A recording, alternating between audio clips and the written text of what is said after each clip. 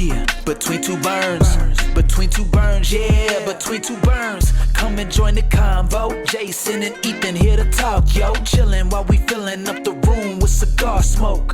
Hey, between two burns. Between two burns, yeah, between two burns. This be the show that you like. We always keeping it hype. We got cigars and a mic, talking the pipe and the pint. Let's go. Ladies and gentlemen, we are back with a new episode of Between Two Burns in our brand new, let's call it a podcast studio. I feel like this is a quote-unquote podcast studio. Yeah. For those watching, we've got the sick backdrop. Your wife and your daughter both helped. Very much so contributed here to the artwork that's back there. We've got me and you as Snowman doing the podcast. We've got some vintage stuff. We got some autograph stuff by Jonathan Drew. Some limited edition former boxes up there. We've got another cigar drawing by the daughter. You know what would go good in that frame right there? Picture of us doing the podcast. Absolutely. So that's what's going to go there is a little podcast picture of us. So exciting stuff. We're in the brand new studio. Well, we'll call it a studio, but we're in the brand new store. Yeah. Durham, North Carolina. For there those could be who customer are interaction today on this podcast. podcast. There are we customers don't know. in the store as we speak, smoking on the other side. This is awesome. Yeah. Right? I mean, this is cool to be able to do this in this fashion. Connect with our consumer, connect with our customers in here. Obviously, we love doing it from the lounge in Greensboro, but it was a little inhibitive of how we could get it set up with lighting and everything like that. Yep. I feel like this is already going to be a better lit and looking podcast. Like I said, the backdrop looks awesome. And we can entice people to come over and be on the podcast. Yeah, I think beer. we can entice people. Yeah, we've got beer, as you maybe will see in the video. We'll talk about that in a second here. But I think we can get people in to participate in the podcast. We're going to start doing it during the daytime hours. Makes it a little bit easier. We're obviously in the Raleigh-Durham market as we're filming it. We find that more of the reps, more manufacturers may be, coming in, flying into this area, like they would Charlotte. So it gives us an opportunity to have them participate in the podcast and bring, even better shows. Obviously, we had great response to our last episode where we had Terrence on. Yep. He was awesome for doing that with us. I thought it turned out great. We've had great response on YouTube and with the downloads of it. And he was a great interview. I mean, he gave information I think people are excited to hear, a little bit behind the scenes.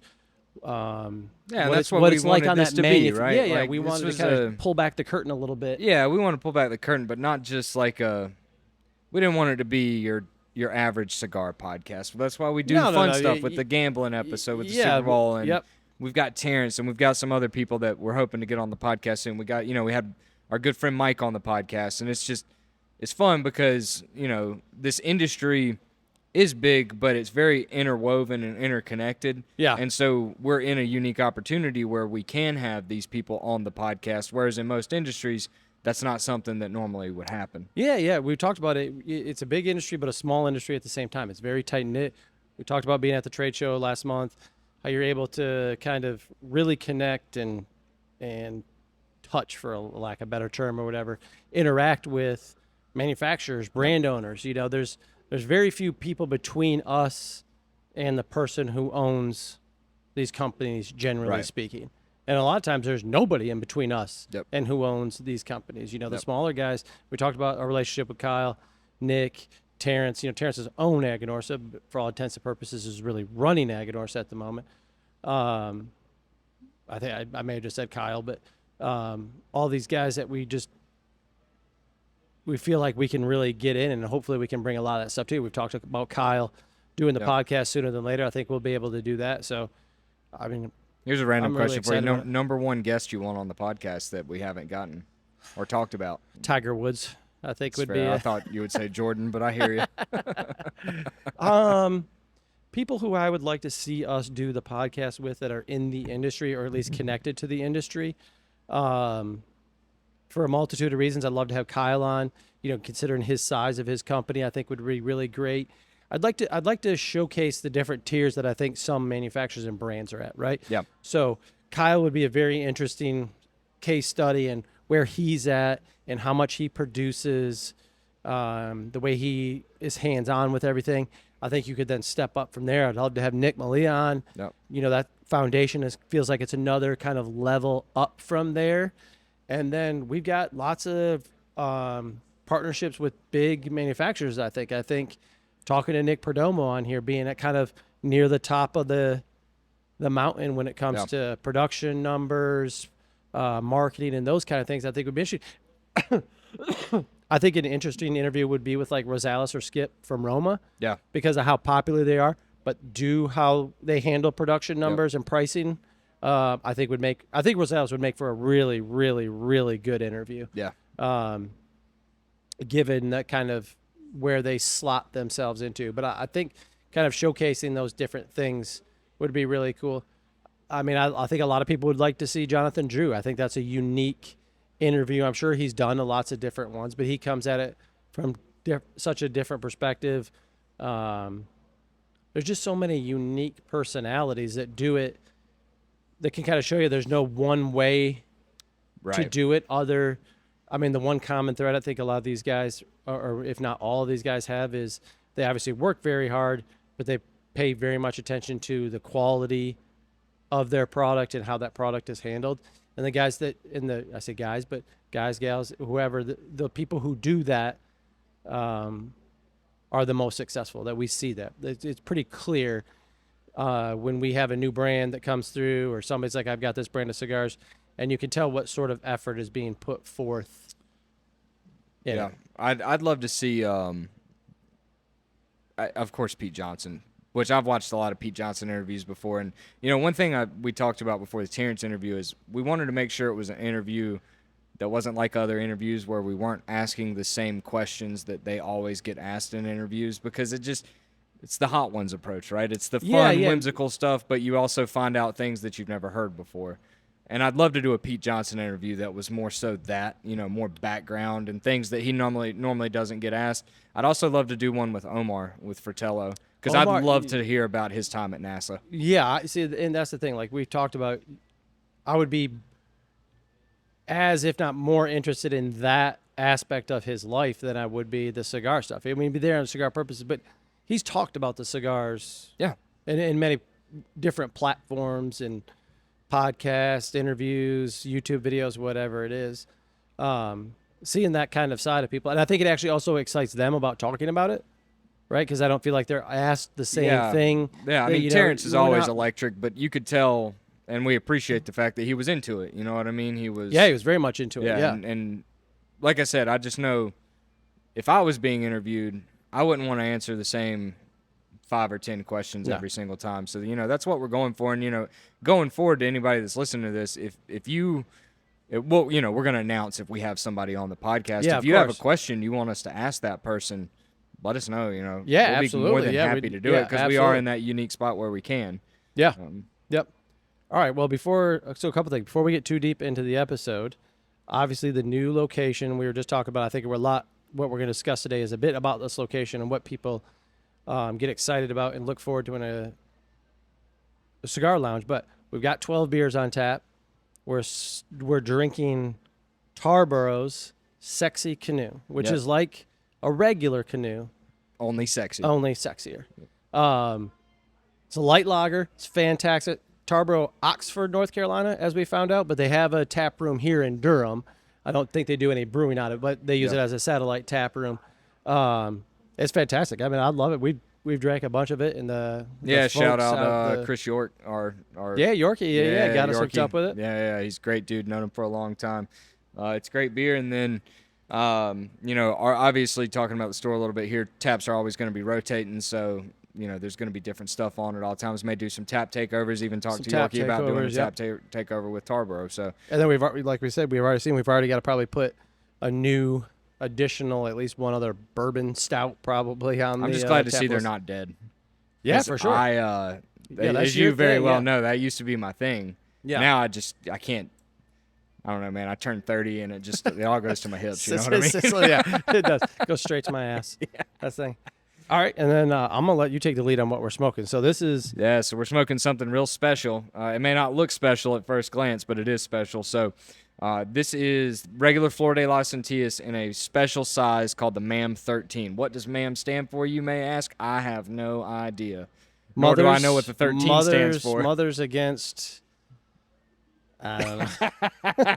There's one there, but this is a kid-friendly show, so we're not going to say it. And I don't know what the 13 means. It does not mean there's 13 in the box, though, as we found out Which I got confused on some math the other day. Anyways, this is a very special size of Flor de las Antillas. It's a 6x48. They call it a Corona Gorda. I look at more of it as like a small Toro, but whatever you want to call it. It's 6x48. But the interesting thing here is that it's round instead of box pressed. And they told us that this blend is the exact same blend as regular Flor de las Antillas. But as you told me the other day, yeah, and we've said multiple times, it is. And this is not knocking the regular Flor de las Antillas. It's one of our best-selling cigars. Yeah. It's a great cigar.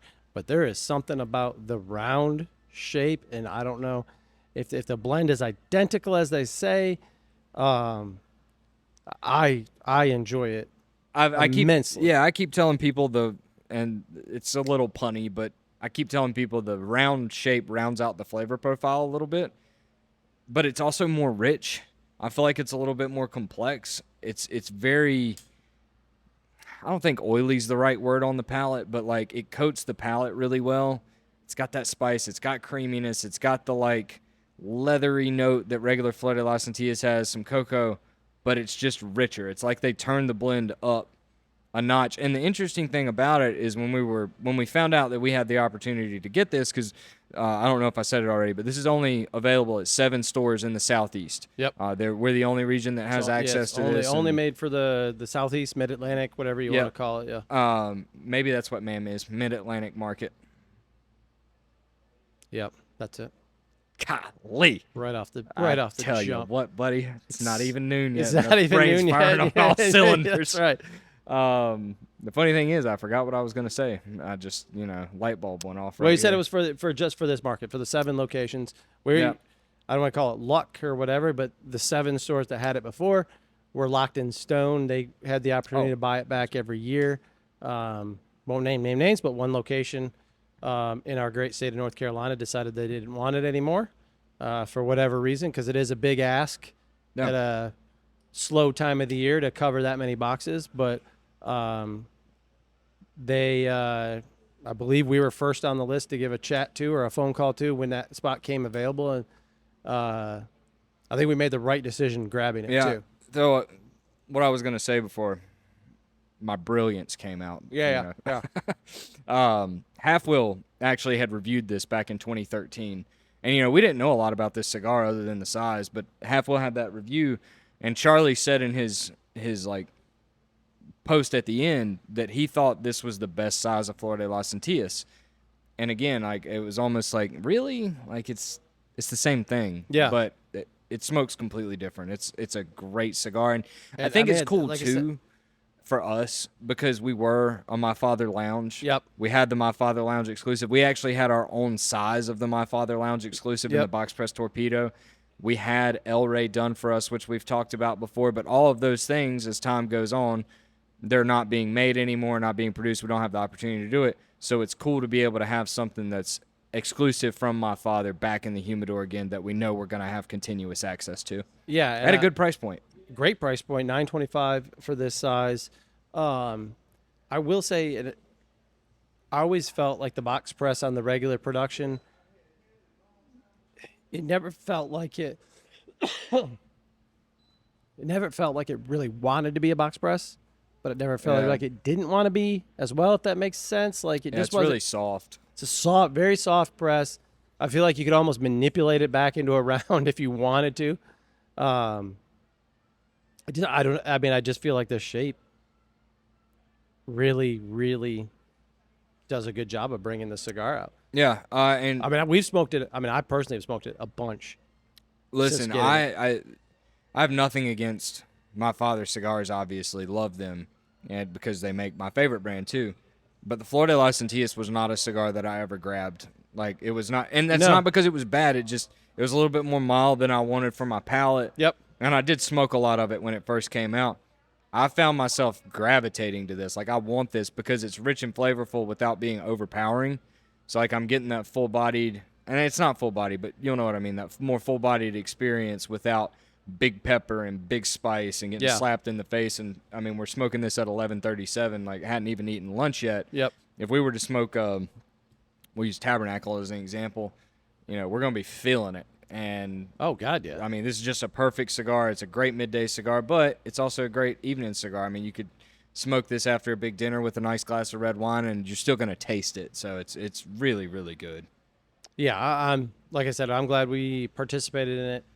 I mean, obviously, whatever customer responses, it will dictate how it gets handled in years going forward. But I think it's probably going to be a staple in here. So if anybody's listening is outside of our shop range, all of our stores currently have it on the shelf, but it's available on the website as well. So if you want to get singles or boxes, if you're looking for it, we've had some people already outside of market buy it because they obviously like the shape, like the size. But New York, I think in New Jersey, we've sent boxes out to. They can't get their hands on it there. Yep. And I got to say, if you're a Florida Santillas fan, and then once you smoke this Vitola, I don't know why you would buy the other ones. Again, unless you just like big ring gauges. Unless you just like the certain ring gauge, yeah. Yep. This is just, I love this size too. Yeah, so that was actually what I was going to. I'm just talking outside of I don't know, just the 6x48. Yeah, it is a good size. This isn't what we're going to talk about on the podcast today, but figure I ask you anyway. What is your favorite size, and does size really matter? Oh, good Lord. Good night. 6x50,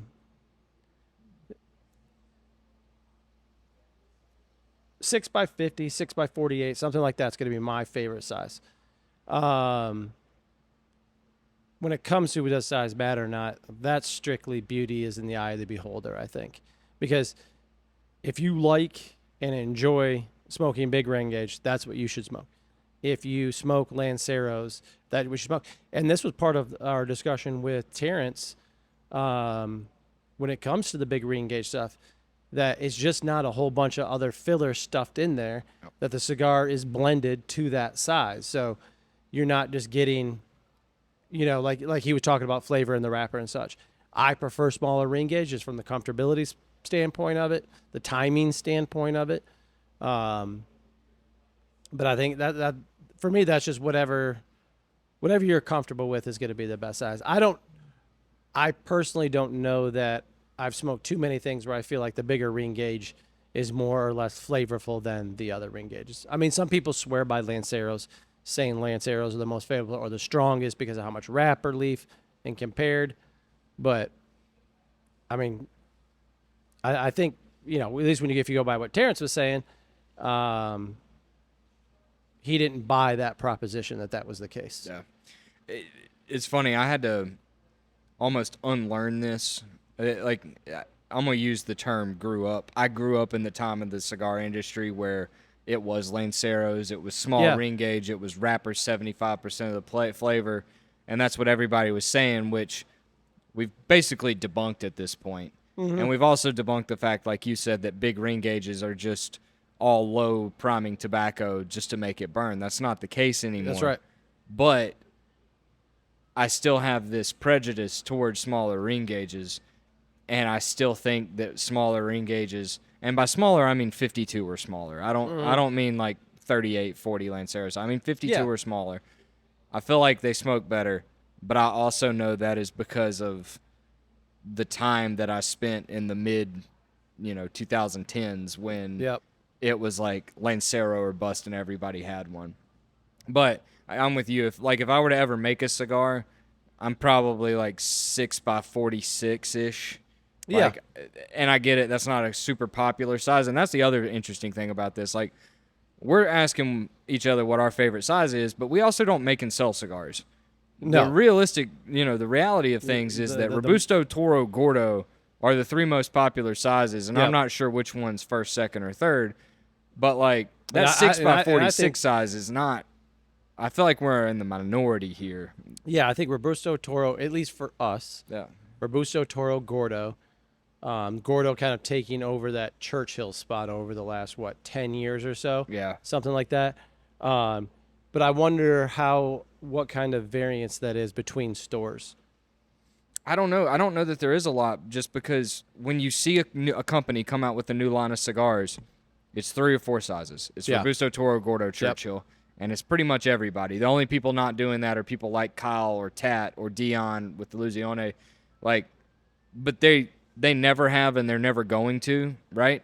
Although I say that, I kind of forgot that Pete did just come out with 60 ring gauge in the Fausto. Yeah. And he said that the number one, I think he said this, or somebody told me this, that the number one selling Miami-made cigar that he makes is the Gran Cajonu, which is a 62 or 64 ring gauge. Is it really? Yeah. Can't keep them in stock, man. So I say that. But point being, I feel like, it's one of these things where it's Robusto, Toro, Gordo, and that gets a little boring sometimes as a cigar geek. Good friend Leisure Leaf Mike has talked to me about this before. And I share his sentiment, but at the same time, you got to make what sells. So, it's a tough thing to do. We talk about this all the time. It's a business, man. Like, you gotta put out what the customer demands. You can be all about Lanceros or, whatever it is, as much as you want. But if you don't put out things that people want to buy, you're not going to be able to put out anything because you're not going to have the money to do it. What do you think the life cycle is on big ring gauge stuff? I think 60's here to stay. I think 60's here forever. But I think that 70 is here to stay too, if I'm being honest with you. Okay. I think the 80 stuff, although before we talked to Terrence last week, I'd have said 80 ring gauge and above, or really 71 and above, right? Anything above that 70 ring gauge is an anomaly, and it's going to go away. But then Terrence said last week that the 880 Bellicoso is one of their best selling SKUs. So I don't know. I mean, the Gordo's never going away. I think with the success that the Inmensos had, that Asylum's had, that the Lunatic has had, like these 70 ring gauge cigars, while there aren't as many of them out, they're still very successful. And I actually have people come in Greensboro and ask me, hey, what 70 ring gauge cigars do you have? So I don't feel like they're going away.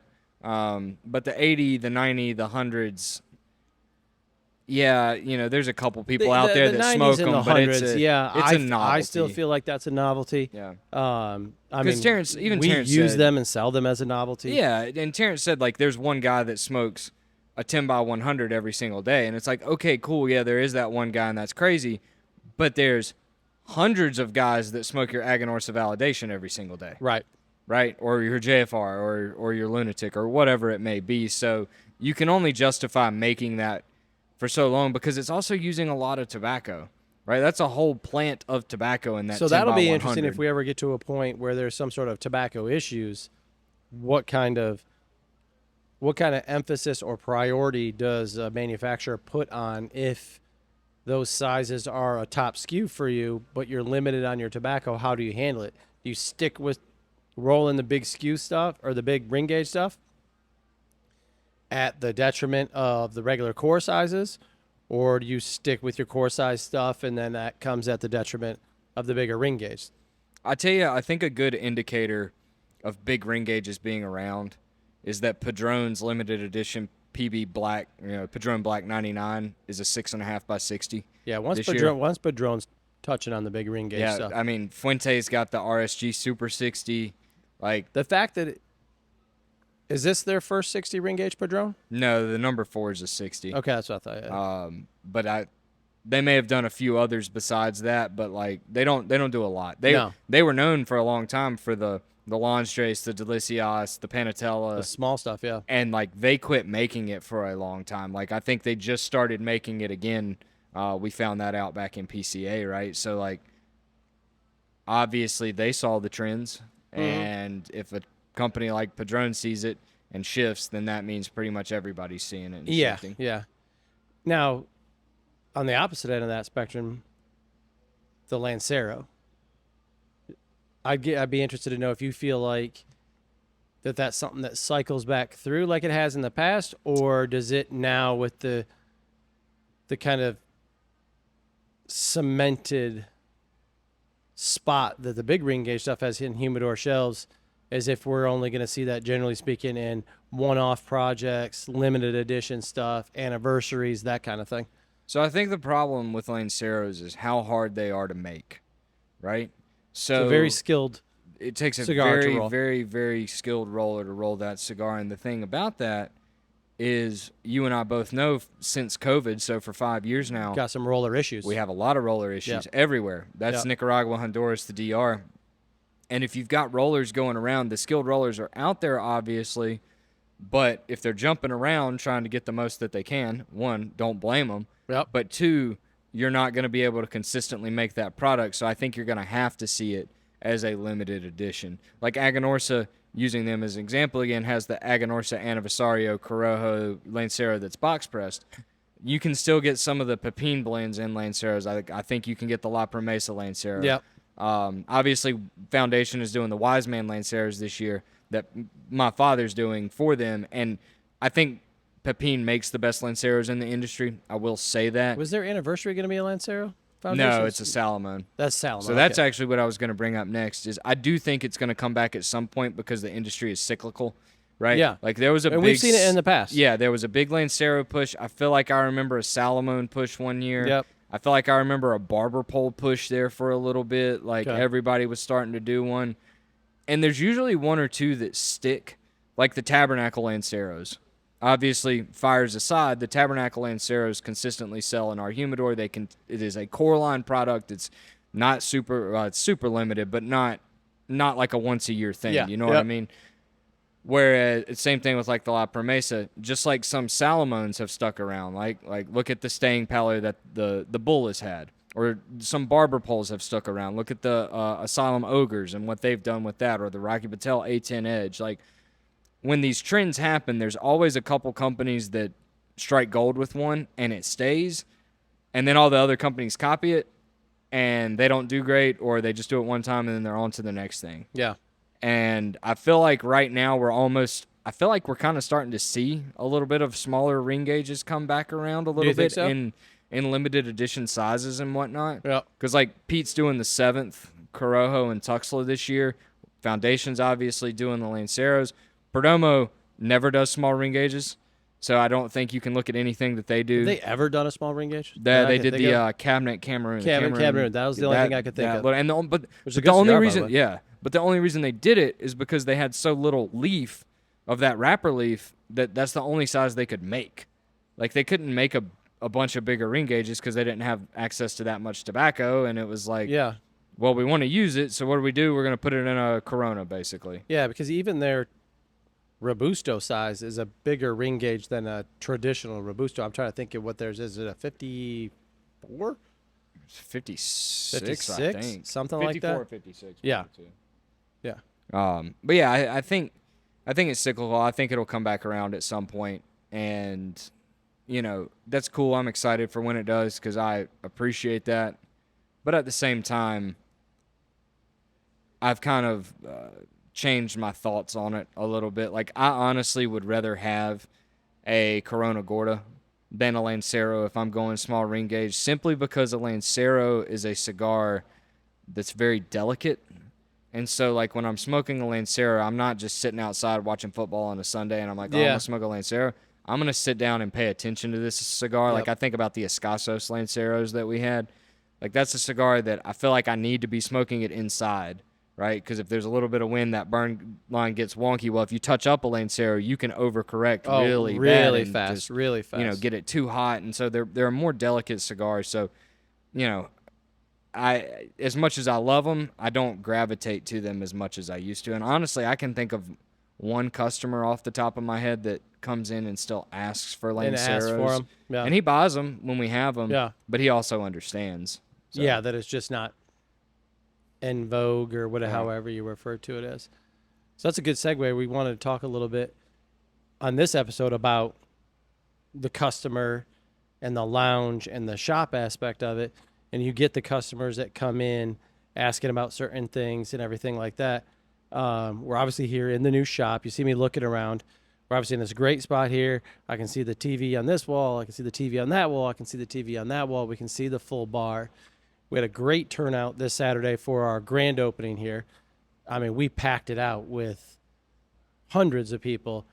The Smoke Eaters, shout out to the company. I'll tag him in this podcast, Blue Ox.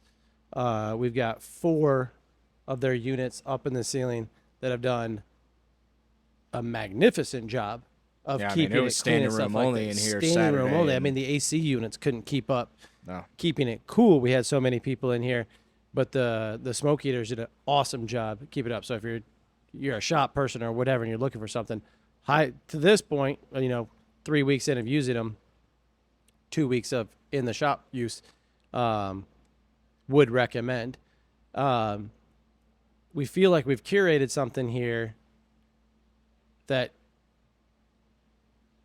kind of feels like what I personally wanted out of the cigar shop. And that sounds stupid in the sense it's like, yeah, we own the cigar shop. Why wouldn't it be a reflection? But we want this to be comfortable for the average consumer. Obviously, we've kept this branded in our same paint color schemes. You see our logos, you see the artwork we have. But when you walk in here, you're going to know it's a pipe and pint, but it is a far cry from the other 4 stores. Agreed? Agreed, and I had someone tell me something interesting, and I think I told you this, but I may not have. Right when we were about to open this store, I think this was last week or maybe it was the week before, we were like, I was telling him, this place has a bar, it's going to have beer, it's going to have wine, it's a big lounge. And if you've never been to one of our stores, 3 of the 4 other stores are in old houses. Mm-hmm. And that was semi by design, semi by necessity. Yep. Because of state laws and whatnot. But the person said to me, that's cool. Don't lose sight of who y'all are, though. Yeah. And I was like, yeah, I think we've done that here, even though it's completely different. Right? Oh, yeah, I do too. Like the bones of it are the same, but the outside of it is completely different, right? Yeah, like yeah. the core things that make the pipe and pint are still here. First of all, that person, while I'm sure is trying to be nice or whatever, that can come off as a little dickish in my opinion, but it's not the space we're in that makes us who we are. It's you guys who make us what we are. It's the staff, it's the customer service, it's what you guys make people feel like when they're there, whether they're buying the retail, whether they're hanging out in the lounge, whether they're coming in here and having a beer at the bar. It's the cheers mentality, right? Yeah. Everybody knows your name, R.I.P. Norm. Yep, Norm passed away yesterday. Yep. But that was something that we've always talked about is, make yourself at home. Let me know if I can help you. Calling someone by their name, asking about, what they've got going on in their life, their kids, their family. It's that extra added personal touch that Larry started doing back when he opened the place. I mean, I'll never forget when I first came into the Pipe and Pint. Like, I spent, I don't know, maybe 10 minutes inside talking with the guys there and left, and Larry asked me what my name was, and the next time I came back, he said, "Hey, Ethan," and I was like, "What's your name, sir?" But that's what he's always done, and that's something we've always tried to carry on. We've carried on that, yeah. So, yeah, that's where I would push back on that. I get what that person means, but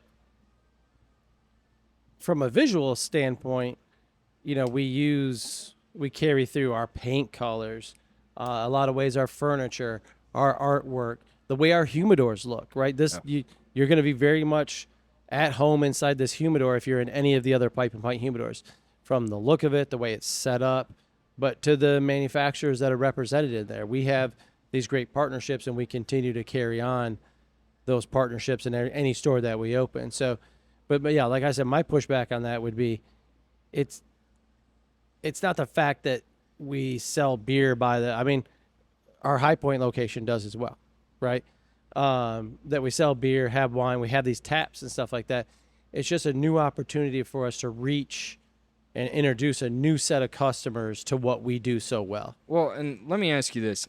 I think, so when we pitched the idea of this podcast, it was what makes a cigar shop great, or what's the DNA of a cigar shop? And I don't just mean the Pipe and Pint, which obviously we're going to talk about us because it's our podcast. Yeah, that's right. Any cigar shop that we think is good, what makes that cigar shop? And I think something that makes a cigar shop great is that they have their finger on the pulse of the customer and what the customer wants. And I think what our customer base has been telling us for a long time is they want something like this. And it hasn't worked out before. Yeah, just for whatever reason. Presented itself. I would agree. For me personally, if you know what I would want and look for in a cigar shop or lounge or whatever it is, that would, what you just said, would be the top of my list. There are loads of different shops and loads of different places who we know aren't run very well for a multitude of reasons. But one of those reasons is they treat it as their personal hangout. Yeah. For them and maybe a group of buddies, and you don't feel welcome. You feel like that person is pushing their, not agenda, that's ridiculous, but their own personal stance on everything in the cigar business on you, instead of being reactionary to what the consumer is looking for. So the reason I got my phone out is because I asked our good friend Mike Leisure Leaf last night what he thought made a cigar shop good, and he sent me a long list of things that, you know, we'll probably both hit on as we talk. But he ended it with this. He said that apathy is the end of all good things. Yep. And I feel like that's when cigar shops start dying. Like, I feel like a lot of those shops started off good, right? Like, you obviously, when you're investing money into something, you care, right? And you want it to be a good business, but eventually you get apathetic towards it for whatever reason. Once you get in the routine and the slog of it, and you're not doing things to advance your business. Yeah, it's not just open the door, smoke cigars, and make money like you thought it was. Yeah, you fall into this rotationary cycle of doing things, and then, you know, routine becomes habit, and then the habit becomes the life, and you're just rinse and repeating while others around you are doing something different. And because it's 2025. The cigar consumer is different than in 1995, 2005, 2015, right? There's different trends. There's different ways to market. You know, we talk about this all the time. We want to introduce our brand to new consumers, younger consumers, not too young of a consumer, the properly federally aged young consumer. We check IDs. Yeah, correct. Because they grow into lifelong customers and lifelong smokers. But that customer who may be 22, 23 right now was born in 2001, 2002. 2004, potentially, for a 21-year-old. Makes you feel old. Yeah, exactly. So that's what I mean. Like, you have to think of that consumer has grown up in a certain environment. And I'm not saying you have to cater to only that. But as that consumer grows, that consumer is used to being presented product, consuming content. In a way, it's part of the reason we do the videos. Is part of the reason that we do the podcast, to reach a certain consumer and introduce them to what we're doing. Yeah, and you know, we'll jokingly do videos and stuff that are different trends, right?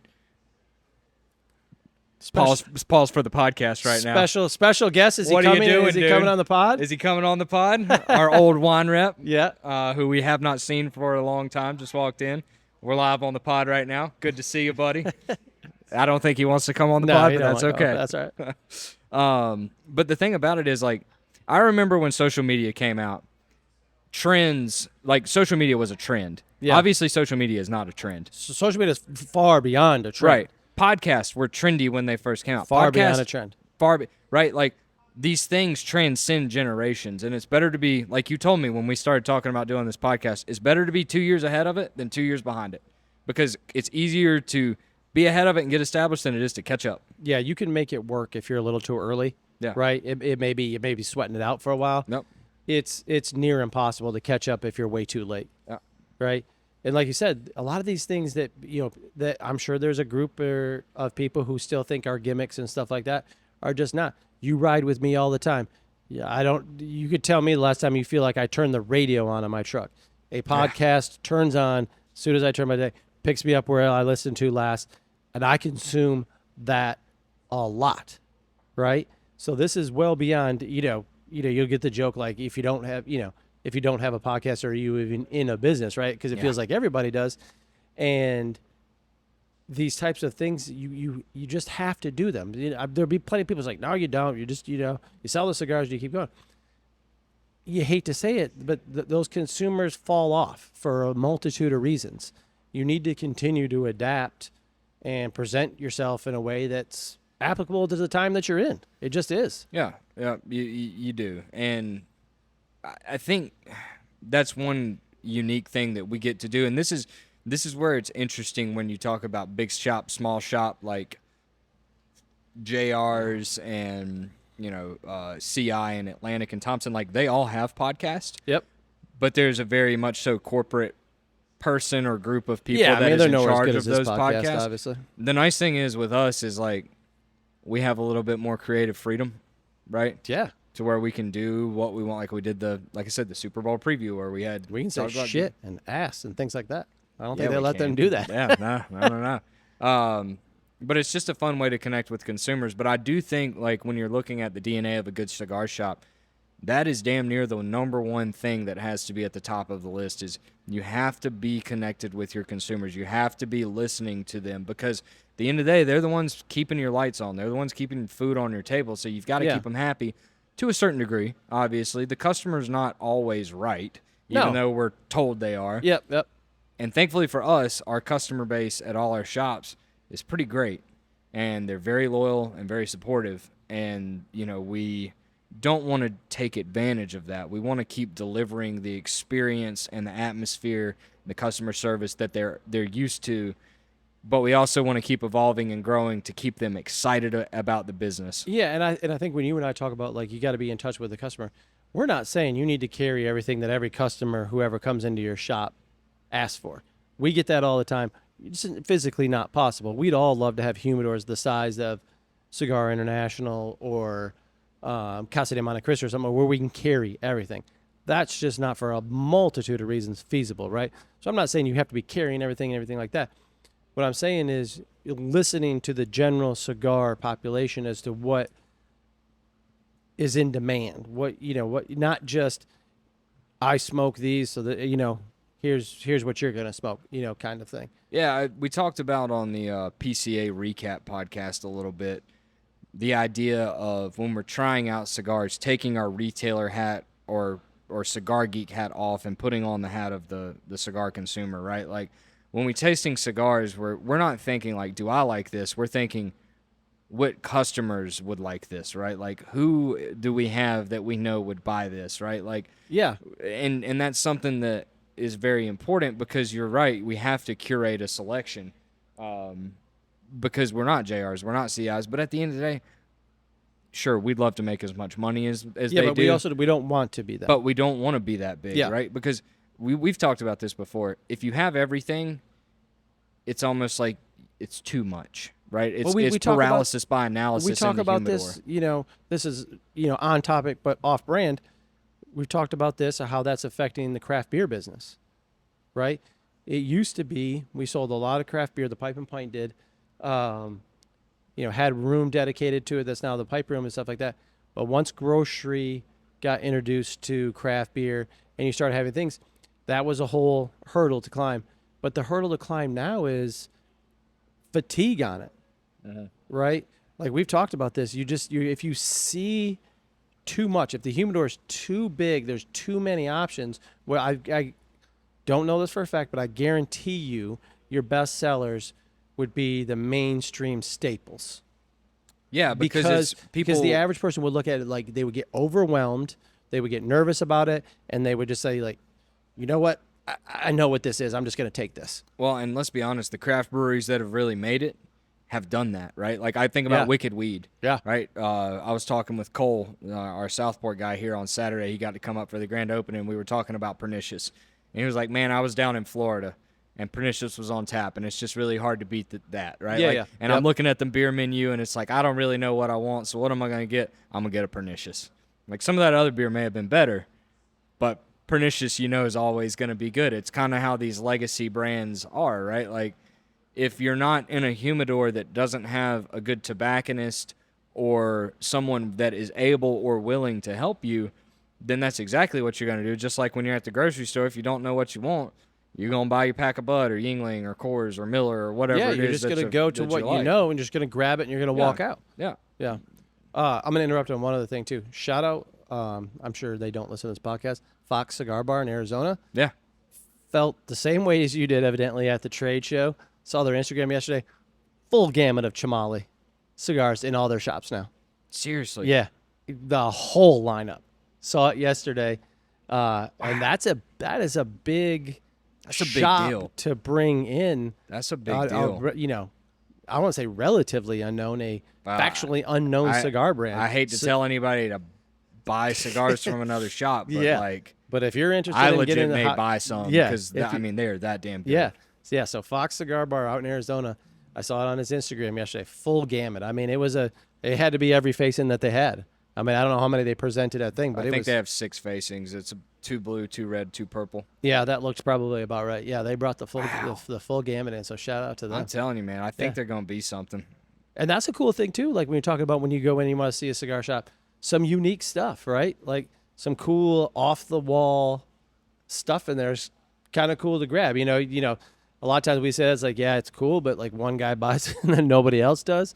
But a little bit of variety in there can't hurt. Yeah, well, and I think the sign of a good shop too is shops that are willing to do fun and cool stuff or have the ability or willingness to do exclusive stuff. Because let's be honest here, if you want an exclusive cigar made for you, and I shouldn't say made for you, if you want to buy some cigars that don't have bands on them and do your own packaging and marketing on them, you can do that now. It is very accessible to anybody that wants to do it all the time. And it's fun because now it's yours and it's unique. And if you walk into a cigar shop that's doing that, what that tells me is that they care. Yeah, that they care and that they're active. They're about the lifestyle, I guess you would. They're about being in it. Yeah, for sure. And for us, obviously we do that with stocking stuffers. We did that with mulligans. We've got a new one coming out in June. But we're also at the point where we are a little bit bigger, so we do have access to the MAM. Yep. Right, we do have access to the stuff that Aganorsa did for us with La Colonia and continue to do for us. The El Rey Los Habanos that we had. The LFD Pipe and Pint 15th anniversary. Shout out to anybody who might still have one of those and laying around in their humidor. I will buy it from you. Yeah. But seriously, we've had the opportunity to do that stuff, but that's a fun, cool way to get involved with your customers, to do something fun, to do something unique that separates you. Because the other interesting thing about that from a retailer perspective is, we'll use our mulligans for an example. If someone loved the mulligans, we were the only place you could get them. There was no going online. Nope. You couldn't go to JR, CI Fox, Atlantic Small Batch, anywhere. You couldn't go anywhere to get them. You had to come to the Pipe and Pint. Yep. And we didn't take advantage of that. We priced them at a very, very good price point that was very competitive. Yep. But it builds loyalty. And that's something that I think is an underlying theme of a good cigar shop, is they have loyal customers for whatever reason it may be. And some of it can be, I don't want to say a bad reason. Like, I think the big box stores have loyal customers to a degree, but they're only loyal because of their pricing, right? They're not loyal from a standpoint of like, I only get my cigars from JR's because they have the best cigars, or I only get right. Because as soon as CI drops their price on Romeo's or Tobacs or whatever, they're jumping over there. Yeah. I mean loyalty from a standpoint of like, we know that cigar prices are cheaper online.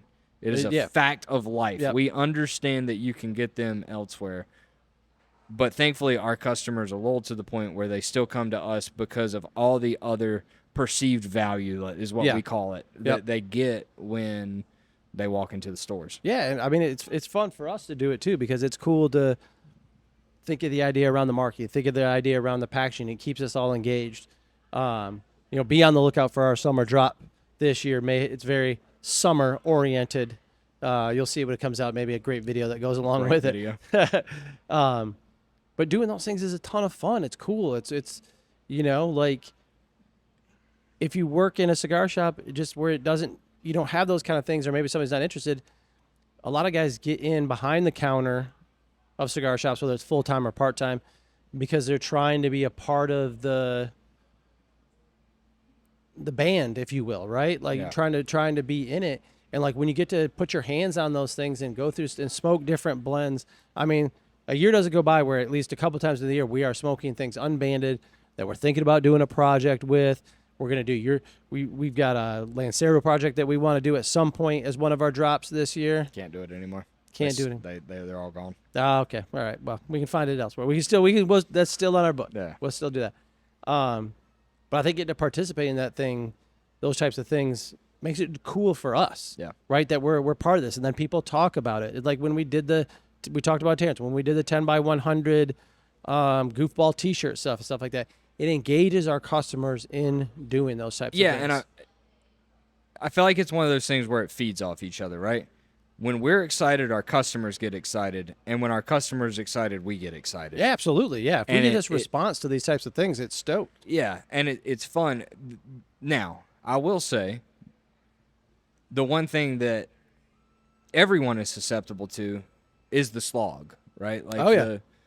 Like, dude, this last month, 2 months or whatever, you've been 10 billion miles an hour, right? Yep. We've been talking about TV shows.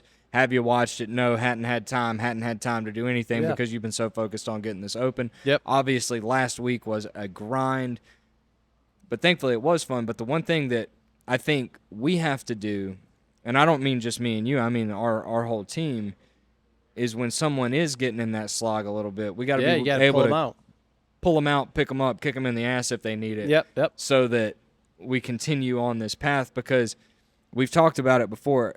When we're on the floor, and I mean the retail floor, it's almost like we're on a stage, right? Like, yeah, sure. Because people expect the same experience every single time that they come in, and obviously everybody's going to have a bad day. Well, if you're having a bad day and that leads to a bad customer experience, there's a possibility that customer's never coming back. And you can't have that. And you know, so the next thing you look for when you go in a shop, me personally, obviously, the friendliness of the staff and the what's the word I'm looking for? Just the participation of the staff and what you're doing there is part of the reason you can continue to go back.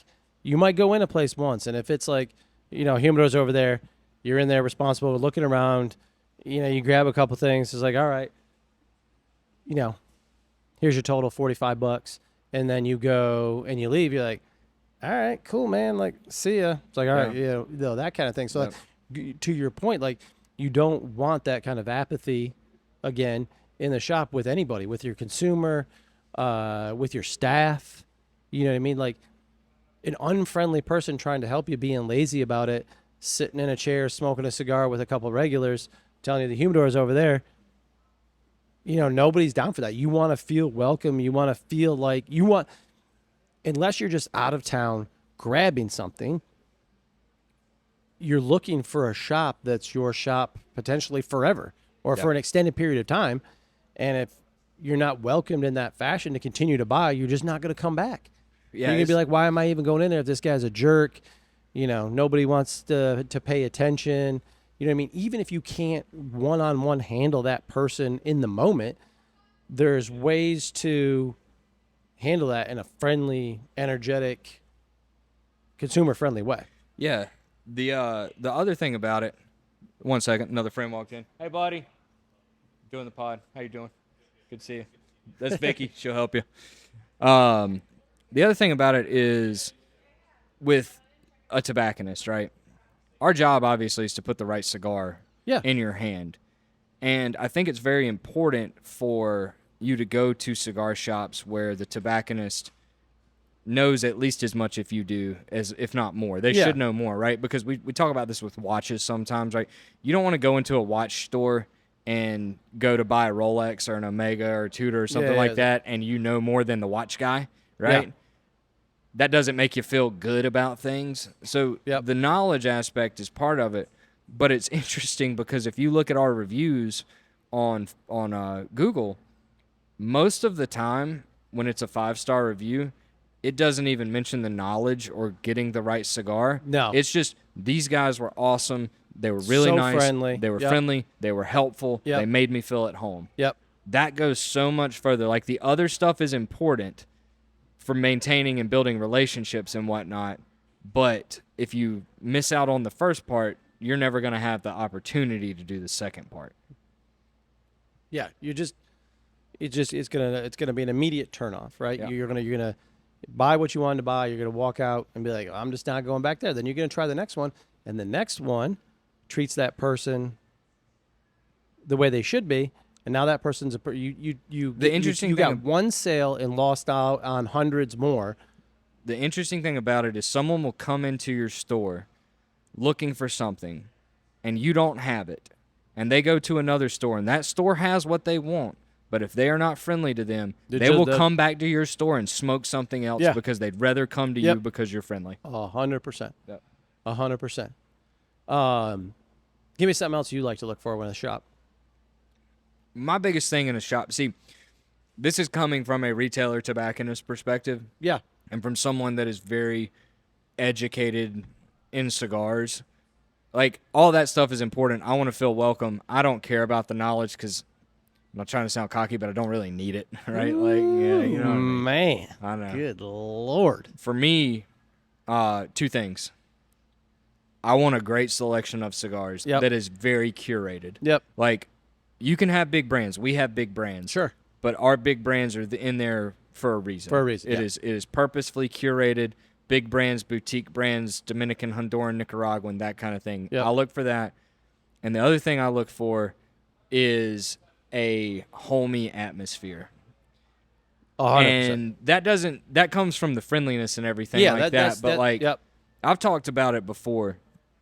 The reason I kept coming back to the Pipe and Pint before I started working at the Pipe and Pint was because the guys knew my name. I felt welcome. I didn't feel like, because I was 18, right? Like, I was an 18-year-old in a more adult world, right? Like, most of the people that were coming in and sitting in the lounge and stuff were in their 50s and 60s, and like, I just didn't feel that connection with them. But every time I came into the shop, I felt at home. And one shop that I felt really at home at that fits these bills is Burns Tobacconist up in Burnsville, Minnesota. Okay. I went up. I've only ever been in that shop one time. I went in there when I was visiting my mom and dad when they lived in Minnesota. And not only did they have an unbelievable selection, but it just felt good, right? Like the vibes were just there, and you know it as soon as you walk in the door. And then I started looking around. I was like, this is a cool spot. They got a good selection. So now I'm really looking. I'm checking box dates. I'm looking at, what's this? What's that? And then I see some old Tatuaje stuff that I've never seen before. And I'm like, if I lived here, this is the only place I would come. Right? Yeah. And that's the kind of atmosphere, obviously, that we're trying to cultivate and make at the Pipe and Pint. And that's why first impressions are so important, right? Yep. Like, you went in there and you immediately felt that, and you can kind of, just from that initial, like the way you were presented, whatever it may be, the look, how the rest of the afternoon is going to go. Yeah. Now, for me, from like a consumer perspective, and the reason, many of the reasons that I enjoyed going to the Pipe and Pint and went, I started going when we were at the old location, where it was just an inline strip center space, but you could smoke in there, but you were smoking amongst the inventory of wine and beer and of humidors and everything like that. Is I personally, because I didn't have a place really to smoke at home or anything like that, I wanted to go in there to smoke with other people. Yeah. So, when you go in the lounge and they have their actual smoke area, whatever it is. We have one now in every location. Like we said, part of the reason of moving here was it became clear for the store that was in Mebane to grow. It needed a place to smoke. There was just customer demand for it, right? So few people really smoke in their own house. So few people have a outdoor space conducive when it's not friendly weather to smoke and stuff like that. So when you go into a place like that, and then you maybe you've gotten your cigars, like, hey, go enjoy. When you're in the lounge, obviously a whole host of things that you hope to see. Obviously, clean. And we've seen a million places, not a million places, but lots of places where the furniture is dilapidated and stuff like that. See, I was gonna say clean, but then I got to thinking like of what the store used to look like when Larry owned it. Yeah, and yeah. I didn't feel like I could say clean because like it was a little messy. Well, I will say this: clean is a relative term when it comes to cigar shops, fair. right? Yeah.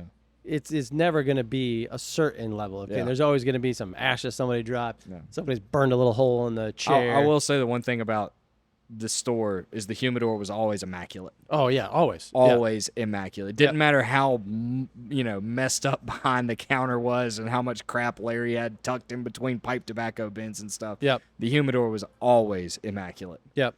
And then when you're in the lounge, obviously, we're super attentive as staff in all of our lounges, emptying ashtrays, asking anybody if you need something. When I sit down in a lounge, I need I need an eclectic group of people. I need you to hit me with the high notes. I need the conspiratory old man who the world is ending guy. I need the young guy who's maybe just learning how to smoke. We just sprinkle in the dude that everybody doesn't like, who doesn't never shut up about anything. If you're new, you're gonna listen. Anybody who's listening to this podcast knows any shop they've ever gone to. The same.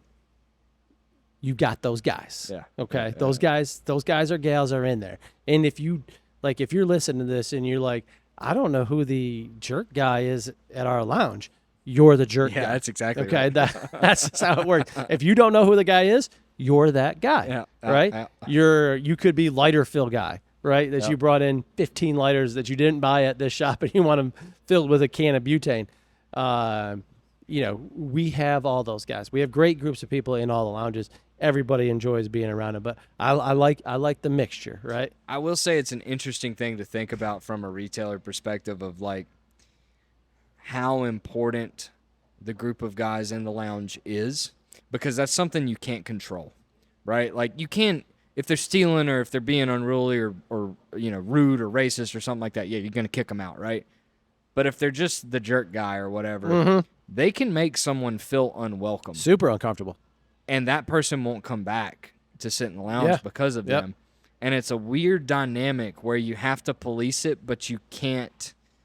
You don't want to cross over the line either because you don't want to lose the other customer. So it's one of those weird things of like, how do you do it?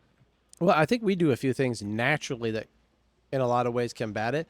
Obviously, if we feel a person just no longer deserves the right to hang out in the lounge, we'll just say it, right? Yeah. Like, this isn't the place for you, But I think we do things that can help break it up. One is we take, good, bad, don't care how you think of this. We take no political stance on anything. Yep. Right? The TVs remain on sports. Yep.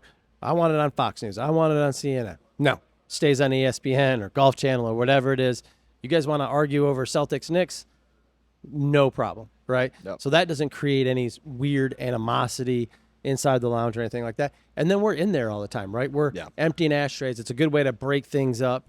And I'm not going to lie. We've got a couple lounge people who I would refer to as like self-policing. Like if they don't like somebody, they'll let that person know.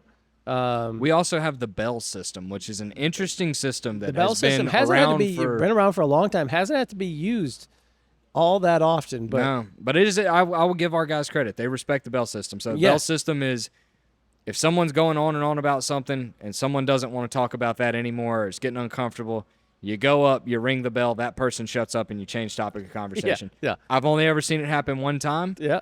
And it worked, and I didn't even know it was a thing when it happened. I just heard the bell ring, and I was like, "What is going on right now?" Some people abuse the bell. Back in the past, like back in the Larry days, they would abuse the bell because of one particular customer who we know and love. Shout out Alan. He would just go on about any topic, and it wasn't anybody didn't dislike the topic. You just had to you had to ring the bell just to get him to be quiet for 30 seconds. You actually would wonder if he would stop breathing at some point. His face would turn red. He was talking for so long. Yeah. So sometimes you just got to use it to put a pause in the system. Yeah. Oh, Alan. Yeah, it's interesting because, I mean, we obviously have a couple customers that default to talking about, the major things that you don't discuss in lounges, right? Religion, politics, that kind of thing. You keep that stuff out. But we do have a really good group of guys, and this is specifically in Greensboro because this is where we are most of the time, that police themselves. And I will say when new guys come in, they're very welcoming, which – it hasn't always been the case because I remember the old group of guys back in the day. Yeah. Like I walked in there one time and it was like the room went quiet and everybody. And I'll just be honest, stared I at think me. those particular guys were part of the reason that for a period of time, until 7-8 years ago when I got the shop, that the lounge was no longer open in Greensboro. Yeah. Right. Yep. That basically just said this was it, and Larry started stacking beer inventory in there with 2 chairs between boxes, so he himself and other employees could sit back there and have a post-work pipe or cigar or something like that. Yep. And and it was open for years and years and years, but I think it was if you know Larry, you know how his take is and confrontation, everything like that. It was easier for him to say this thing's no longer open. Yeah. You know, you ruined it for everybody than it was just to ask that person to leave. But he was afraid to ask somebody to leave. No, but he would just do it in ways that kind of choked you out. Yeah, like I said, it's such an interesting thing to talk about and navigate, right? Mm-hmm. Because you're dealing with the general public, so you need them, right? Like we're a retail shop. Yeah, we they're need consumers. The customers. I mean, the reality is we run into consumers every single day that we probably wouldn't spend more than the 5 minutes that you got to interact with them in the shop, but they're still there spending their hard-earned money. And that goes back to the stage, right? Yeah, like we're always... you can be something. You can very well be somebody that you're not in real life while you're working the sales floor. It's an opportunity to, it's almost like, I have said this before. I said it would always be a fun experience to be like a college basketball mascot for a day. Yeah. Because you put nobody know it was you. You can put the the headgear on your thing. Somehow it's, you're uninhibited at that point. Like, I don't see, and that is part of like us working in the shop. Yeah. Generally, I think it ties into the employee on the floor stage is you can be something that you're not. I'm gonna embrace my inner T Money here. It don't hurt to be nice to somebody. It doesn't hurt to be friendly. Yeah, it does. Like, it don't cost. Just do it. It doesn't. It don't cost extra to be nice to somebody, even if that person is not nice to you. Yeah. Right. Whereas, as T would say, we're all in this together. That's right. And it's true. Like, I mean, just because you don't like somebody doesn't mean you got to be a jerk to them. And unfortunately, that's not the norm these days. Like, it's honestly, obviously we focus on it, but it's also kind of a little sad when you think about it that they have had bad experiences at cigar shops where they don't feel welcome because people were rude to them. And thankfully, we're the beneficiaries of that. But at the same time, we've gotten plenty of customers that are happy to tell us their bad experience at some other shop or lounge in whatever city it is. And they come from outside of Greensboro, outside of Winston-Salem, outside of Durham, wherever it may be, to come in because they'll drive that extra 15, 20 minutes, in some cases 30 minutes to come over to visit us because of the way they feel when they come in the shop. Yeah, I mean, I had a guy, and this goes back to the cohesiveness of the stores a little bit. I had a guy come in yesterday who was looking for Perdomo 30th. I went in the humidor, I showed it to him, helped him out. He asked me a couple other questions, and he said, I normally talk to my guy Cole down in Southport. I was like, oh, no kidding, man. I was like, you up here visiting? He was like, nah, man, I moved to Kannapolis, and this was about an hour away, but it was worth the drive because I knew you guys would take care of me. Yeah. And I was there are a whole lot of cigar shops between Kannapolis, North Carolina, and Greensboro, North Carolina. Yeah. And it's unbelievable to see that. It's awesome. But we're not even I'm not trying to humble brag here, but like we're cognizant of this because you have to be, but you also can't take it for granted. You have to keep doing it and staying on top of it and growing as people and a business. Yeah, absolutely. And that goes back to when the person said, don't lose sight of who you are. We're not losing sight of who we are. We're just introducing it to more people, right? It's the reason we meet as a team on monthly or quarterly basis for us all to get together, see each other, talk about things in the shop. If there are issues with customer service, to address those issues, reiterate how we handle things, gives us an opportunity to see what may be going on in all the different stores because it's impossible to be like you're in the Greensboro store. I'm in the Greensboro store more times than I'm not. I'm over here now more and stuff like that. But you can't be in all the shops all the time. So having good people who understand our philosophy and our way of doing things gives us a certain level of like confidence in what they can do. And you know what I mean? Like that goes to how we hire. Well, that's exactly what I was going to say. I've had the privilege of, you opening multiple stores while I've been working for you and talking with you throughout the hiring process. And it's so funny to me because every single time we're not looking for someone that really knows cigars. We're looking for someone that fits. And knows people. Knows people. Yeah. Because you can teach cigars. We 100% can teach the people. No, you can't. You're not going to be able to convince a person who's either unwilling or doesn't want to be friendly, nice, observant, whatever it may be. Like we can spend hours in humidors teaching people and new employees the blends on cigars, the tasting notes on cigars, the manufacturers of cigars, beer, wine, the same thing. We want people who are going to deliver that customer service first. And we've gotten that. I mean, we got Robbie, Vicky is here. We've got, Austin's doing an awesome job in Winston-Salem, Lindsay and Cole down in Southport. These are people, like when we brought, Lindsay is great. And when we were hiring Cole, like Cole was an immediate fit. Yeah. As to what we wanted to do. Austin was an immediate fit as far as, he came in awesome with cigar knowledge, which is great. I mean, that's obviously a home run, but his willingness to be in the humidor with you, chat up, be friendly, hang in the cigar lounge, whatever it is, was just a natural fit. And the people that we're adding to the new locations, that's what we're looking for. And if you can't cut the mustard, if you will, like, it'll be no hard feelings, but maybe this is just not the place for you. We had some people interview here for the Durham location that we thought from a cigar perspective, stuff like that was going to be a good fit.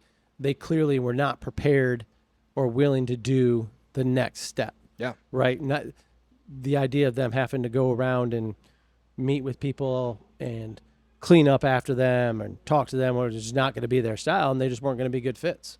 Yeah. It's funny. I brought up Mike a couple times in this episode, but I was actually, I've talked to him so many times, and we'll be talking about something, and we're on the same page, and like we'd never talked about it previously, and he'll say to me, "See, you just get it." Yeah. And it's like, that's what we're looking for.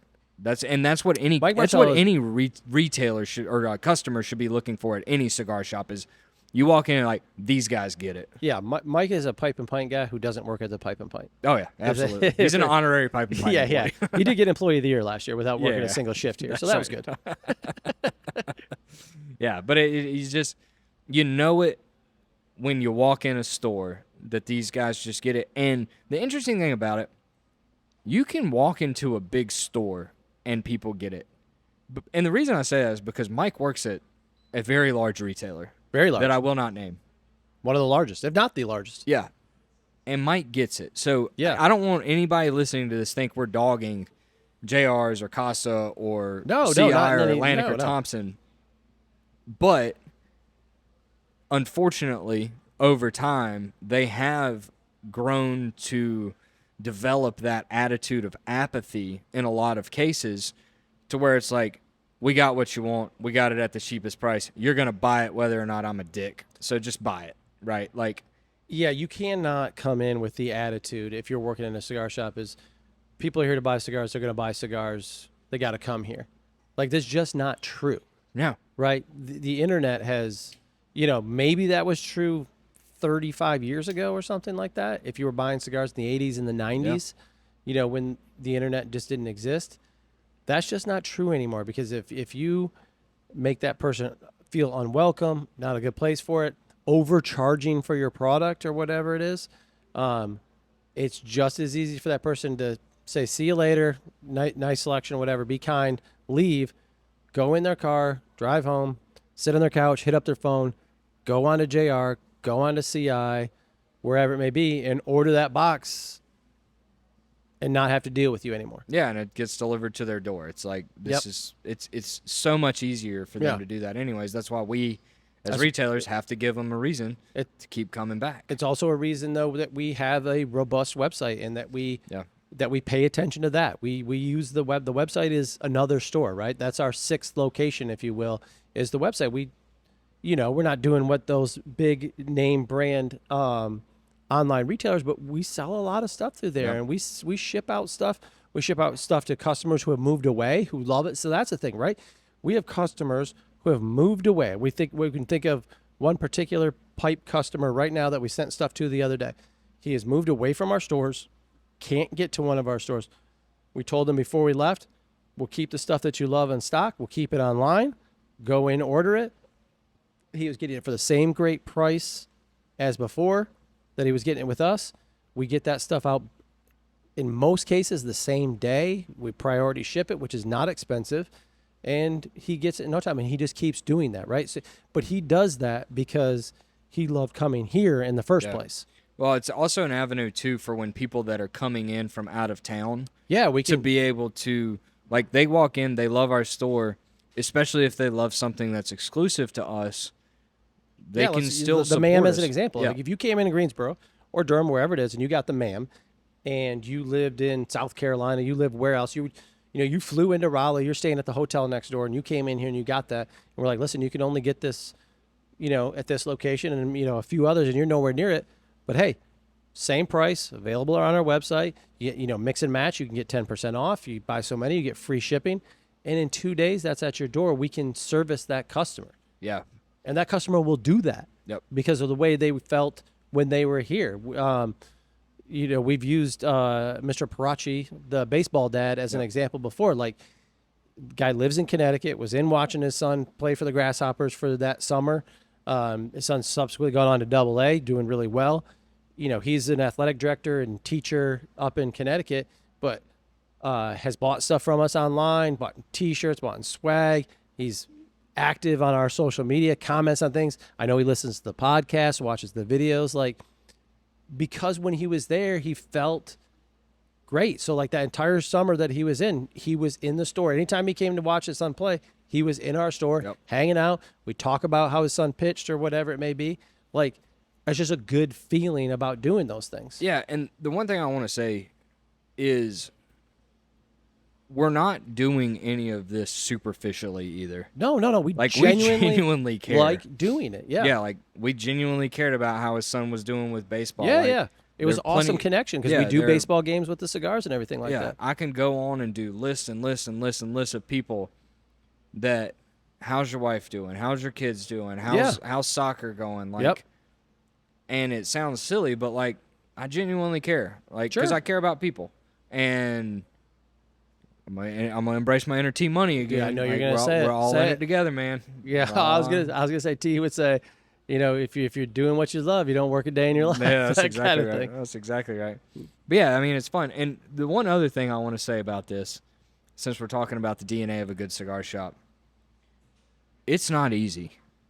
That's the one. No, it takes effort. It takes work. It takes staying on top of it. That's the one thing that I think people. So it was funny.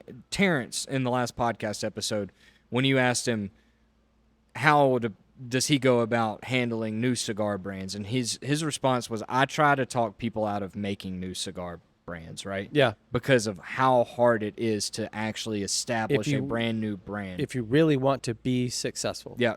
It's the same thing with running a cigar shop, because it is so easy to think, people are this just is an underserved market. Yeah. I put cigars in here. They're going to come to me, and they're going to buy cigars. They may a couple times, but if you're not doing all the other stuff, they're going to stop coming. Well, and we've had people ask you, why don't you have a shop here? Why don't go into this market and stuff like that? Because it's more than just throwing the doors open on some space inside of a shopping center. Like, you're right, it takes that hard work, but there's all hosts of factors of what goes into it. The staffing of it, the space of it. I was talking to somebody at opening, like, you can have the most beautiful, coolest looking cigar lounge in the country. If you can't get the people in there to treat them well to start out with, you're not going to do any good. Right. You could have a tiny house with a small humidor, but if you're in the right spot and you get those people in and you're treating them well, you'll do gangbusters. Yep. So I think we have the awesome DNA of cigar shops at all the shops. I know that people who listen to this believe the same thing. So we're excited, obviously, about this location. So this is our new, until further news or whatever it may be, this is our home of the podcast now. Got the great setup, like you said. Allows us to do it during the day, which is great because we've got the space to it. Yep. Because hopefully the won't have another power outage or Wi-Fi outage or storm pop up. Yeah, I can't promise that. No, but God, I got a little PTSD Mother Nature don't listen to nobody. It started storming here on Friday, and I was like, getting a little PTSD. Yeah. So we get to do it during the day here, which, like you said, will give us the opportunity to maybe do some other interviews and stuff. Because If you are the guys in our Greensboro lounge, you weren't going to let us record it during the day there. We always had to do it after hours, which is made for a long day. But I think it's going to be really cool. So if you get an opportunity, come out. 3219 Watkins Road in Durham. We're upstairs. Tons of signage outside. You know where we are. Come have a beer. Come have a cigar, a glass of wine. We're doing all sorts of cool things here. We'll have live music coming up and everything like that.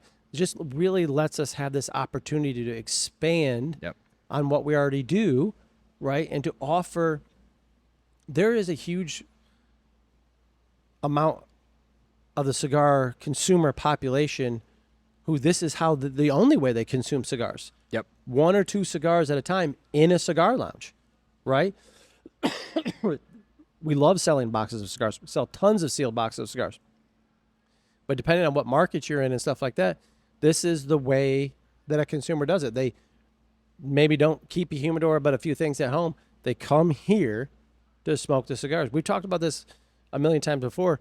It's great selling a box of cigars, but if you got the person who comes in and buys 1 cigar a day for 25 days out of the month, that's a 1 box a month cigar consumer. Just does it in a different way, right?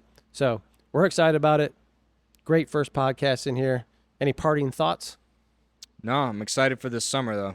The summer's going to be fun. We've got a lot of stuff coming out. We touched on it in the last podcast. We've got 3 more cigar clubs coming up. We had one this past week right before the grand opening here. We had it in Greensboro with Esteban Carrera. Month of June, we have it at our Winston-Salem store. That is with AJ Fernandez stuff. Don Williams will be there handling the AJ stuff. In the month of July, we have it with Perdomo at our High Point location. And then in August with My Father Cigars right here in this location, which will be a lot of fun. Golf tournament. Baseball game. Our tailgate party. And we've got some other things coming. So look out for all that stuff. Download the podcast. Watch it on YouTube. We really appreciate it. Yes, sir. See you, buddy. Yeah, between 2 burns. Between 2 burns, yeah, between 2 burns. Come and join the convo. Jason and Ethan here to talk, yo. Chilling while we filling up the room with cigar smoke. Hey, between 2 burns. Between 2 burns, yeah, between 2 burns. This be the show that you like. We always keeping it hype. We got cigars and a mic, talking the pipe and the pint. Let's go.